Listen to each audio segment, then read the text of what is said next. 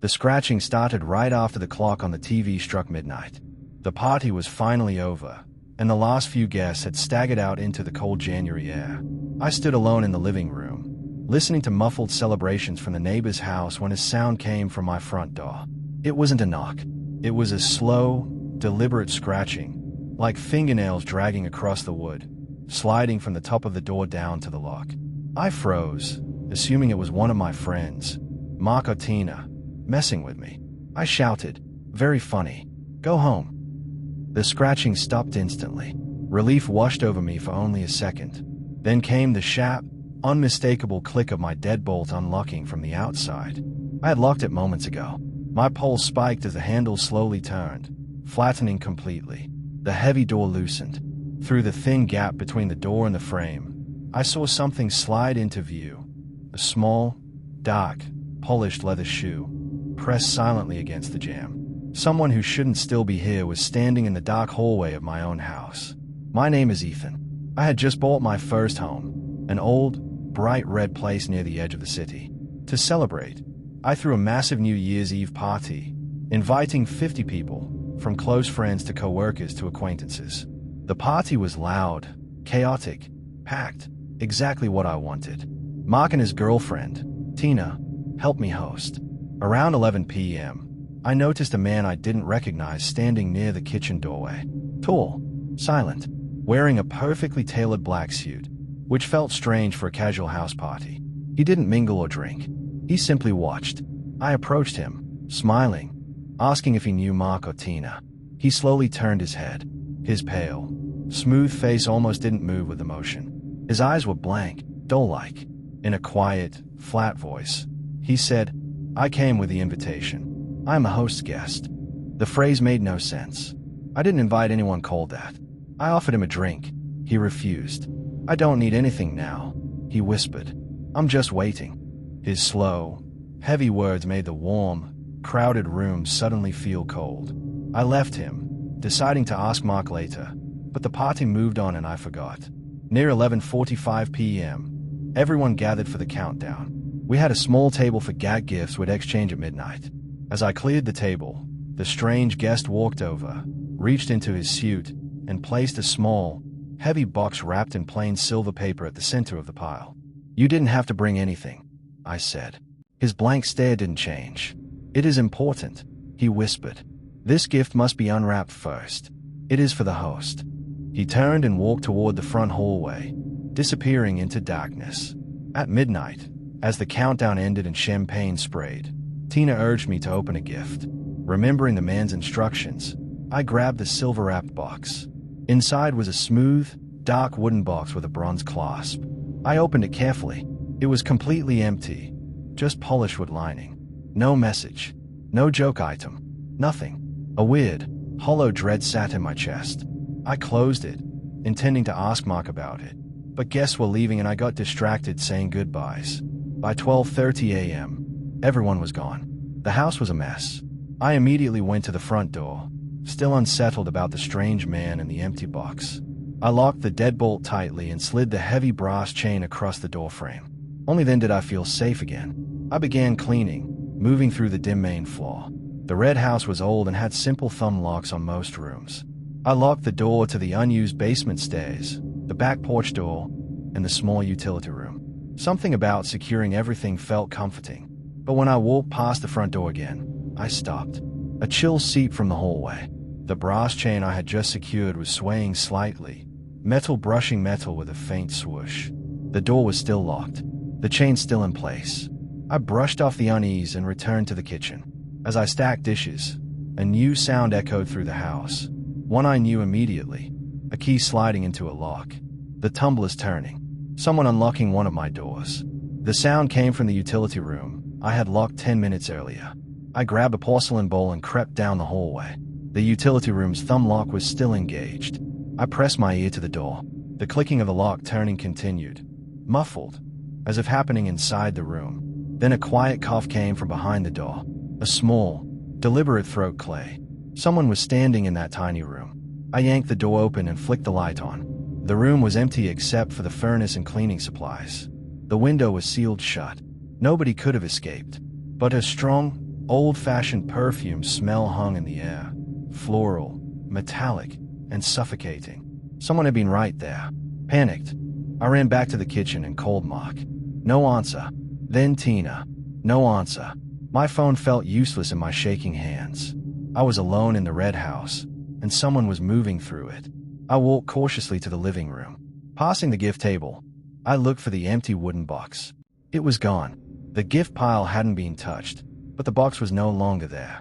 I scanned the room until my eyes landed on the mantel above the fireplace. The wooden box sat neatly in front of a silver picture frame, placed very deliberately. I picked it up. It was colder than before, heavier. My hands shook as I opened the clasp. This time, the box wasn't empty.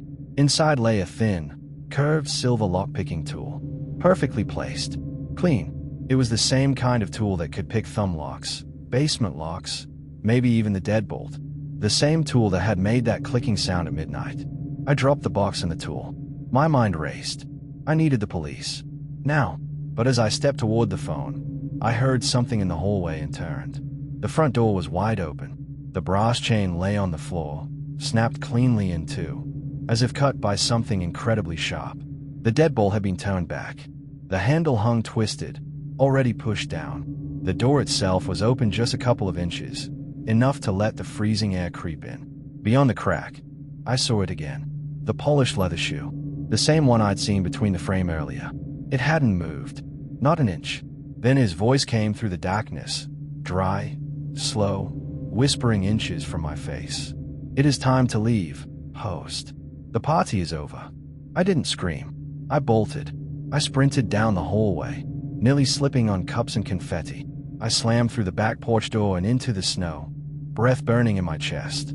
I ran across the backyard, hurdled the fence, and didn't stop until I reached Mark's house. I stayed there until sunrise, too terrified to close my eyes.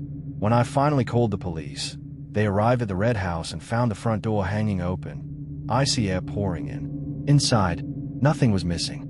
No valuables touched. No drawers rifled. Just the wooden box and the silver lockpick lying on the living room floor. They dusted for prints, found none, and said the deadbolt had been expertly picked from the outside. I never went back to live there. I sold the red house a month later. I never learned who the host's guest was, or why he waited inside my dark hallway, or how he moved without a sound.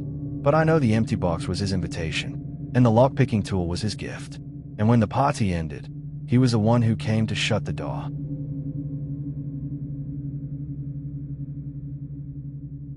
The party at my boss's mansion was in full chaos. About 30 people packed into his massive, over-decorated living room, tearing wrapping paper, shouting, laughing, and pretending they weren't already tipsy.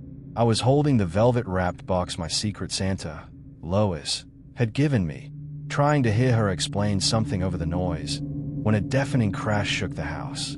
Mr. Vernon, huge, red-faced, always calm, ran toward the dining room and flung the door open so hard it dented the wall.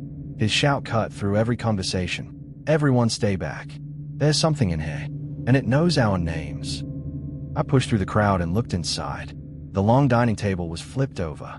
The centerpiece was destroyed. But the thing that froze me wasn't the wreckage. It was the enormous mirror that had fallen from the wall and shattered across the floor. Thick, dripping black paint covered the surface of the broken glass, forming names.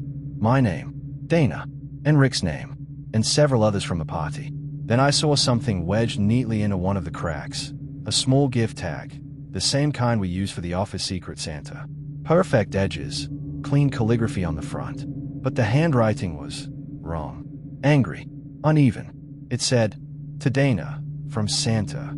I stayed at it, unable to breathe. Someone had slipped this into the room before any of us got here.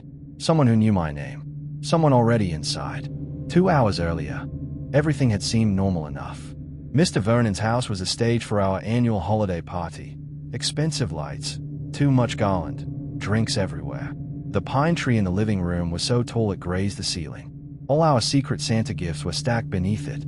Mine was a small, velvet box for Sam. I hadn't opened the one addressed to me yet. Around 7:30 p.m., I noticed a man standing outside the large bay window. He wore a heavy hooded coat, hood low over his face. He didn't move, didn't knock, Didn't even breathe as far as I could tell. Just stood there, a dark silhouette staring into the glowing, warm room. I nudged Rick. "Do you see that guy?" He shrugged without looking long. "Probably a neighbor. Ignore him." But the man stood there for 15 straight minutes, unmoving, watching us with the patience of something not entirely human. By 8 p.m. we started the Secret Santa exchange. Lois revealed she had me and handed me the velvet wrap box. Inside was a pretty silver locket. I thanked her, but something felt off. There was more weight in the box. I checked the velvet lining and pulled out a cold, heavy brass skeleton key. "Lois, did you put this in?" "No," she said, horrified. "I swear that wasn't there." I glanced at the bay window. The man in the hooded coat was gone. The snow was undisturbed, as if he'd simply evaporated. And the key, its chill didn't feel like winter. It was deeper, older, like it had been locked in a frozen room for decades. I put the key into my coat pocket. I wanted to forget it existed, but something in my gut twisted tightly. Someone had added that key. Someone who knew exactly which gift box was mine. I looked for Mr. Vernon, thinking maybe he would know something. He waved it off, uninterested, already focused on opening the dining room buffet. Probably part of a gag gift. Don't worry about it.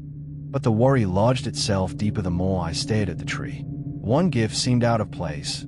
Cheap foil wrapping paper when everyone else had used red or gold. I picked it up. To Rick, from Santa. Except Rick spelled his name R-I-C-K. This tag said R-I-C-K-Y. A tiny difference, but the handwriting churned with the same unstable emotion as the tag in the dining room. "Rick," I called, "did you get 2 gifts?" He showed me his real Secret Santa tag, different handwriting entirely. "This isn't mine." Something cold slid down my spine. Before we could say anything else, a violent crash echoed from the hallway. Coats and scarves had been ripped off the hooks and thrown across the floor.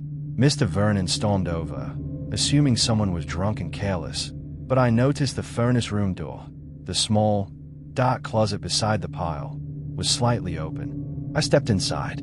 The furnace hummed, filling the air with hot, dry breath.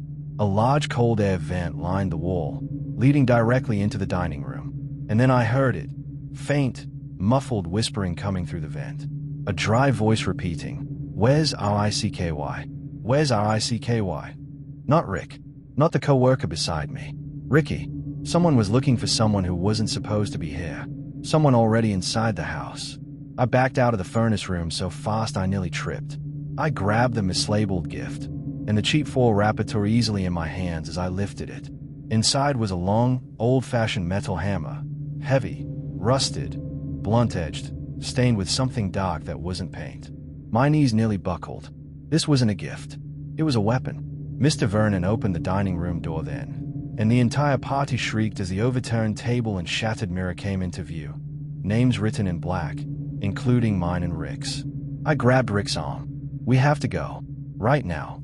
We ran toward the back hall, but I saw Mr. Vernon collapse to his knees, staring at the mirror like he'd seen a ghost. Maybe he had. "Where's the basement door?" I demanded. Rick pointed toward the kitchen. "There." I shoved the door open. The furnace room was connected to a deeper storage closet. I pushed Rick inside and reached to slam the door shut, but the dining room door creaked open behind me. The man in the hooded coat stepped out. He was holding the hammer. His hood remained low, hiding his face completely. He wasn't breathing hard. He wasn't shaking. He moved with calm, practiced certainty. I slammed the closet door and braced my weight against it. A second later, thud. The blunt hammerhead struck the wood inches from my skull. I screamed for help. No one came. Another blow didn't follow. Instead, I heard a whisper, low and dry, right through the wood. "Wrong door.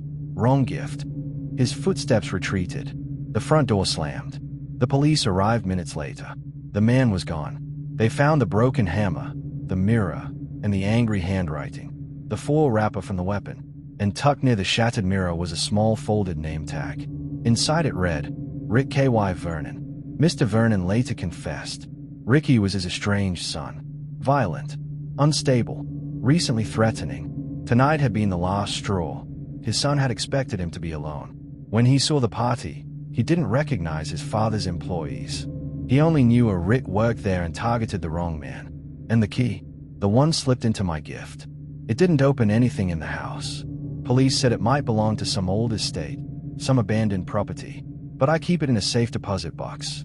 Because the key wasn't for tonight. It was for something else. Something I'm still afraid will come looking for it.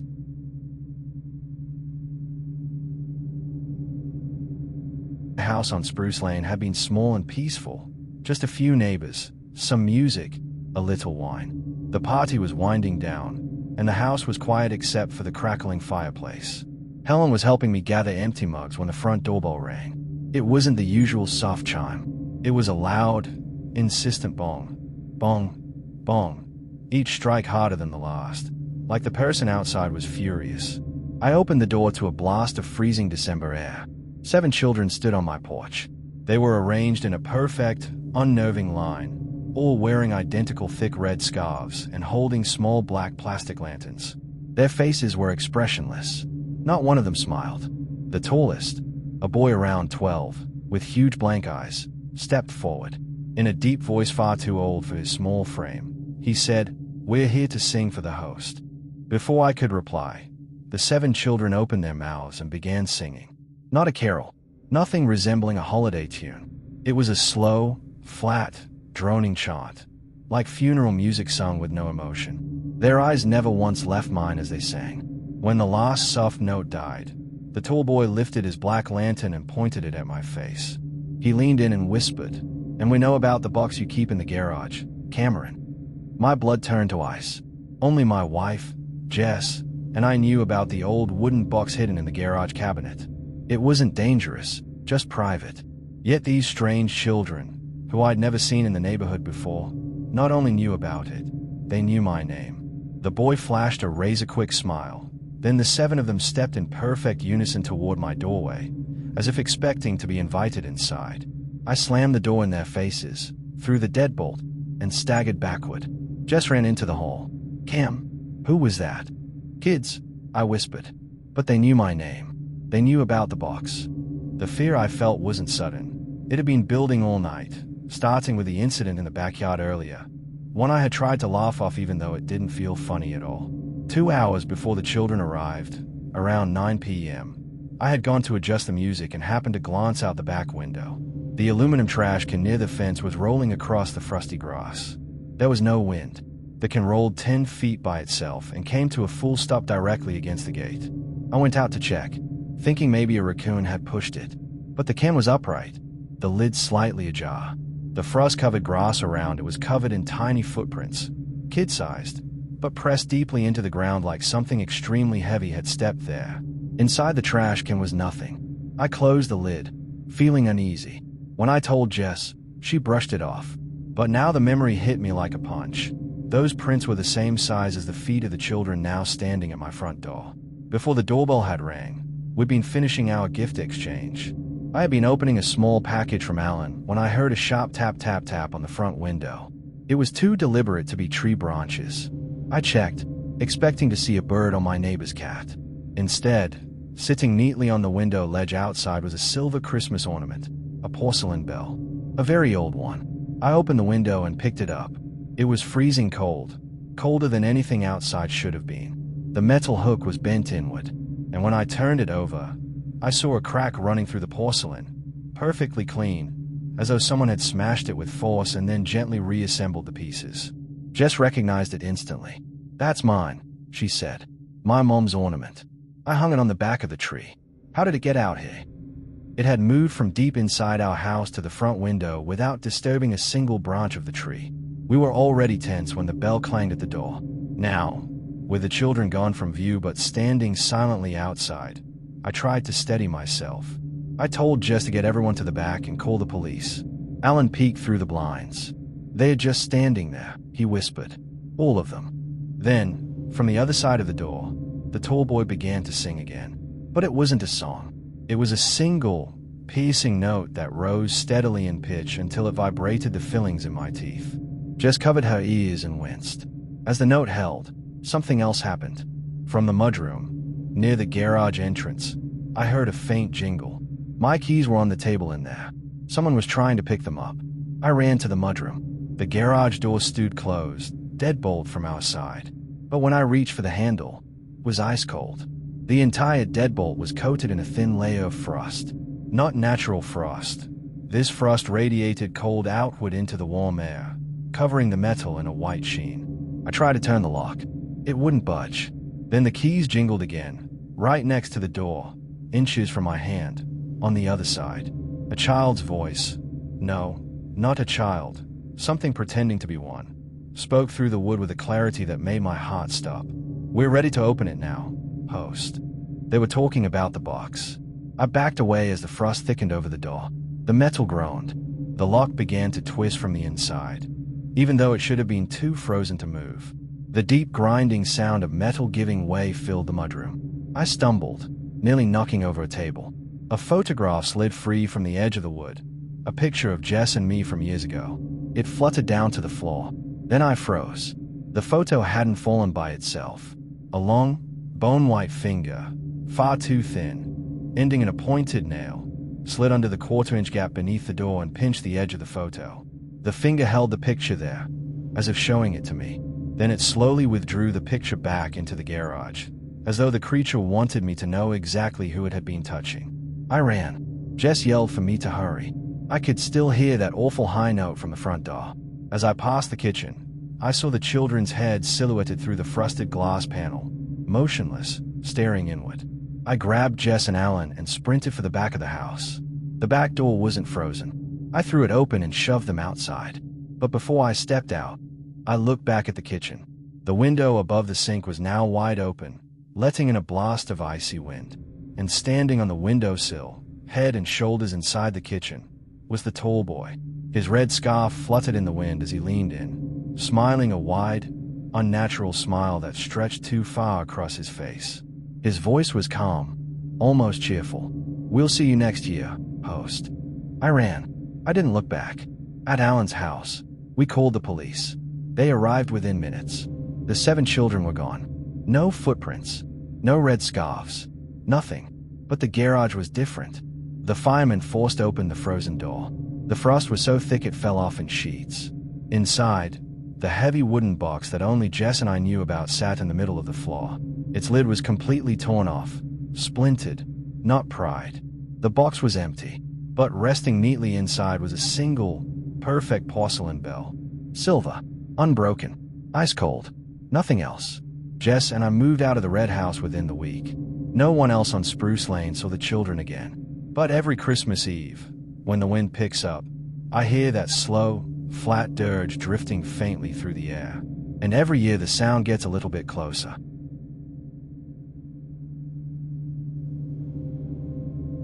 The company Christmas party was held at the Midwest office tower, 20 floors up. It was late, and the lights were low. I was walking through the empty conference room toward the elevators when I heard a sound that made every hair on my body stand up. It wasn't loud.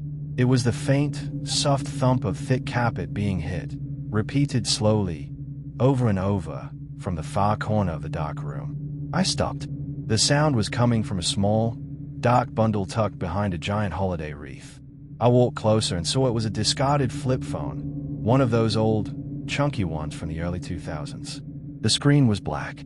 It wasn't ringing or vibrating.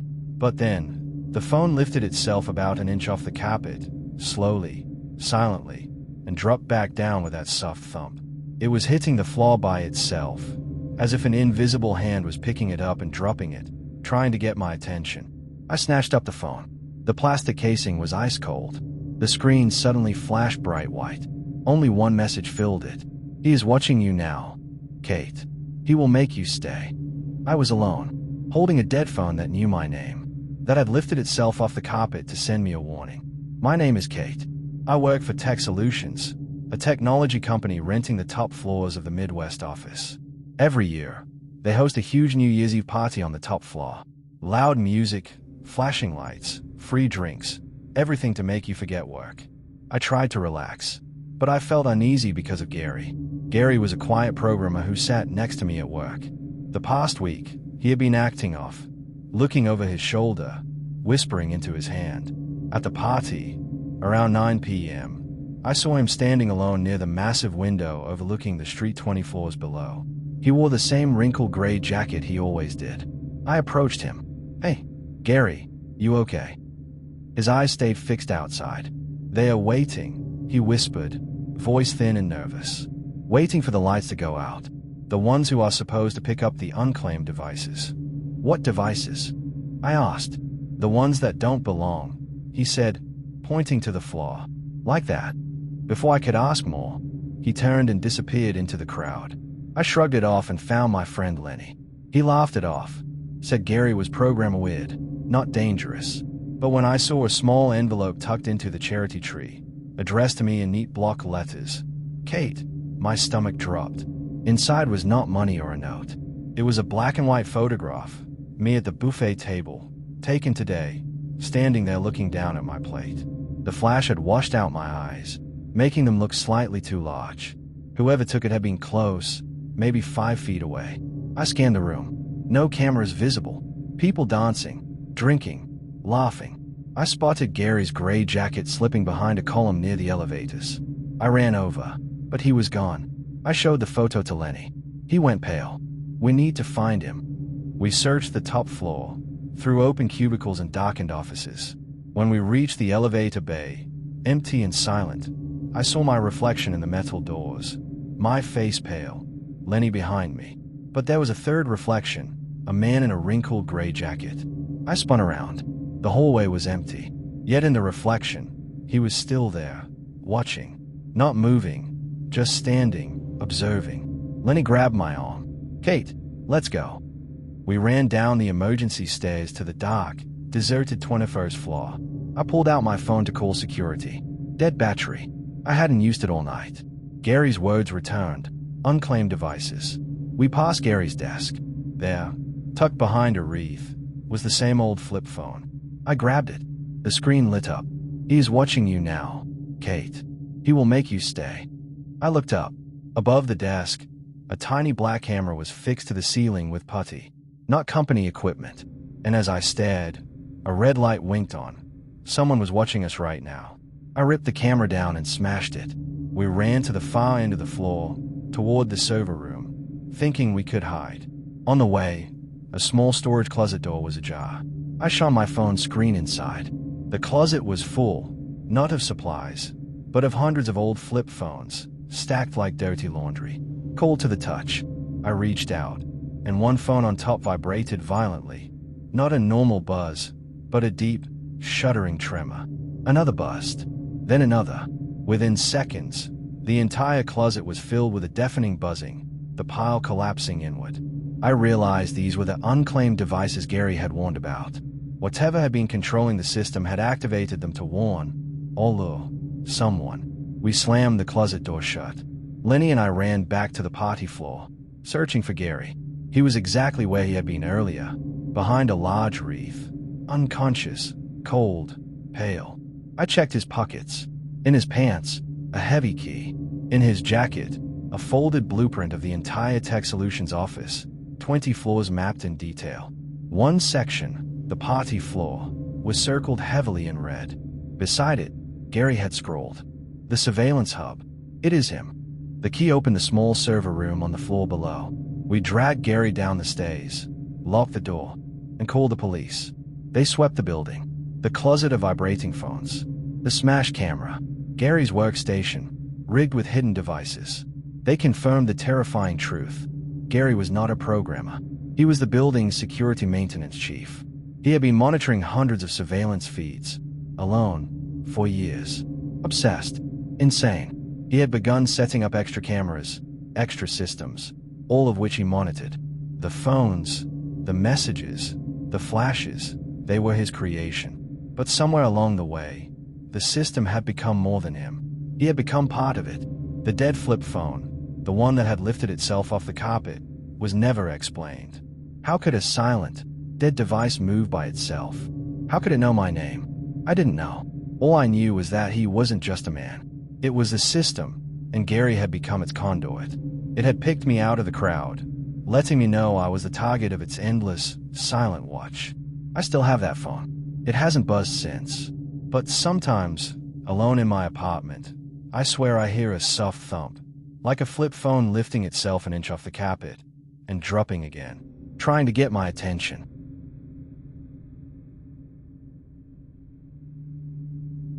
The smell of the food made me uneasy, a sickly, sweet odor that reminded me of old flowers.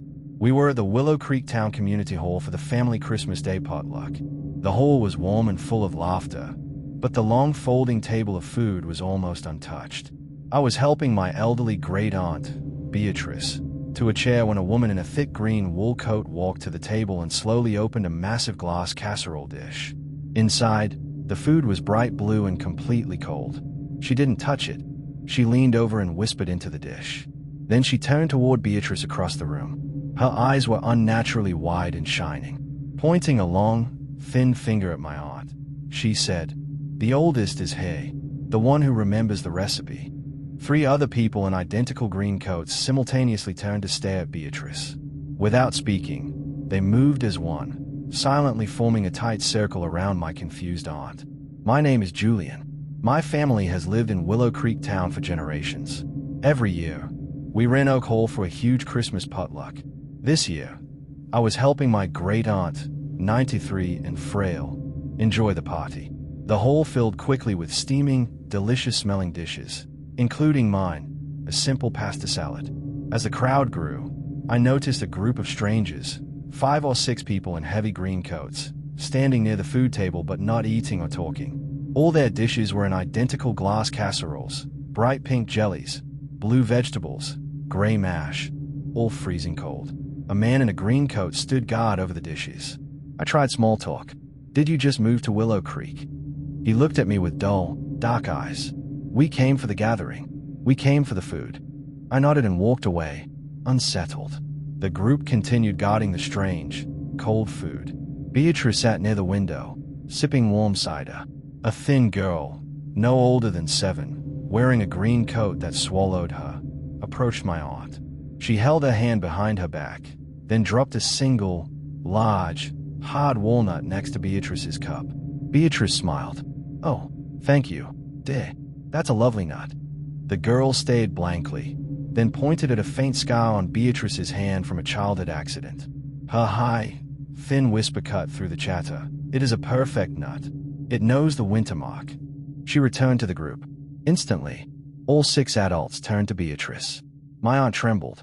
The little girl had identified something only the family should know and marked her with the walnut. Curious, I approached the food table, touching the pink jelly casserole. It was freezing, unmelted by the warm dishes nearby. Then I heard it, quiet, unsettling scrunch, scrunch, scrunch, the sound of slow, rhythmic chewing, from inside a sealed glass dish. I stepped back, horrified. The food seemed alive. I helped Beatrice toward the main double doors. As we moved, 4 green-coated adults blocked our path, walking calmly but deliberately. I tried the side exit near the bathrooms, but 2 more had already stationed themselves there. We were trapped. The tall woman who first spoke leaned closer.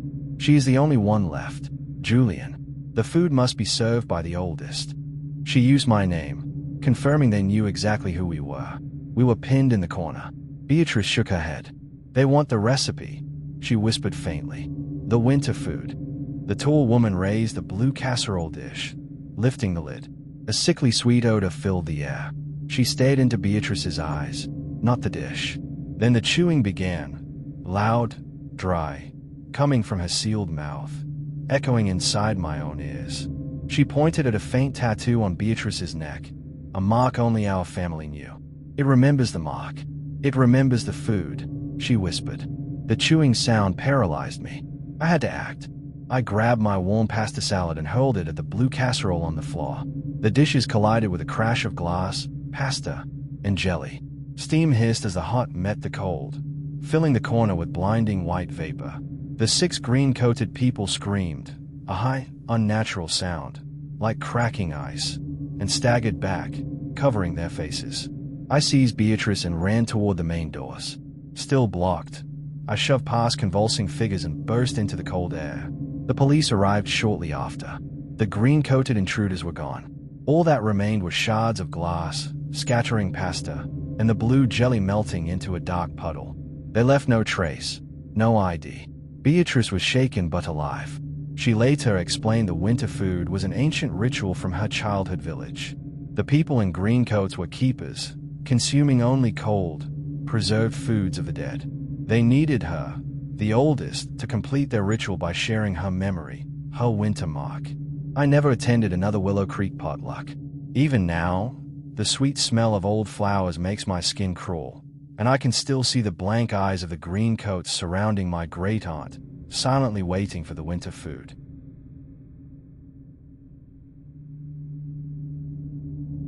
The house was completely silent.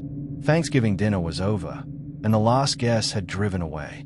I was sweeping the living room, feeling the relief of being alone. Evelyn, my host, was upstairs. As I passed the large, built-in bookshelf covering the far wall, I heard a soft, dry scrape, like paper dragged across a rough surface. I froze. Then came a soft, wet thump, followed by a heavy, exhausted sigh, as if something massive was settling behind the wall. I pressed my ear to the cold wood. A small, perfectly square section of the bookshelf slid inward about half an inch, revealing a dark gap.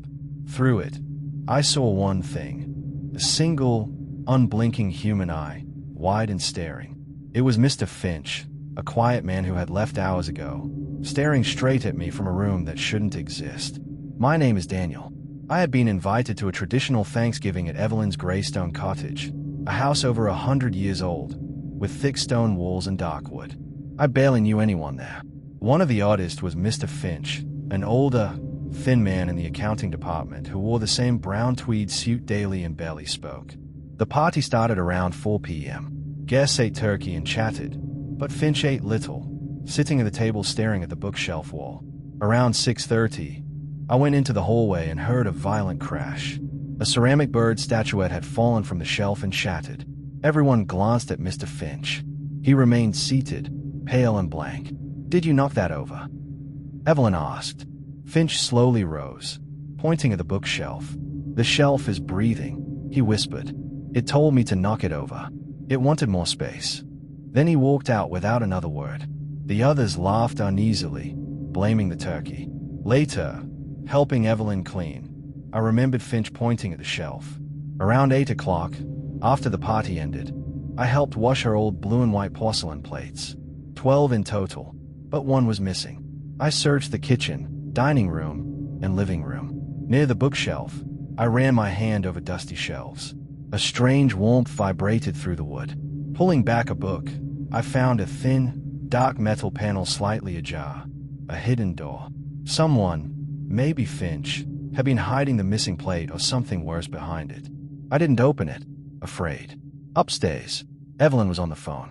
Quiet scrapes and taps echoed from below. When she hung up, I told her about the warm panel. She went pale. A hidden room.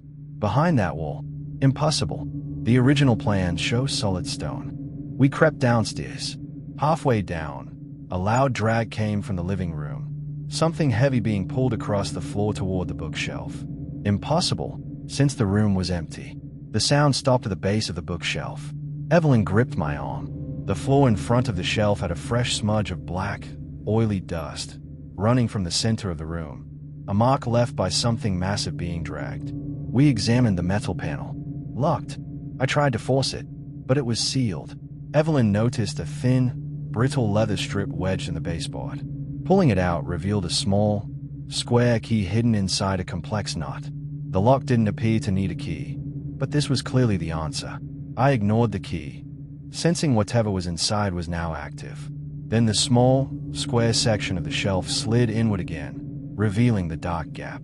The unblinking eye of Mr. Finch stared at me. I held my breath. A dry, high voice whispered through the gap. "The plate completes the collection. Daniel, you should have let me take it."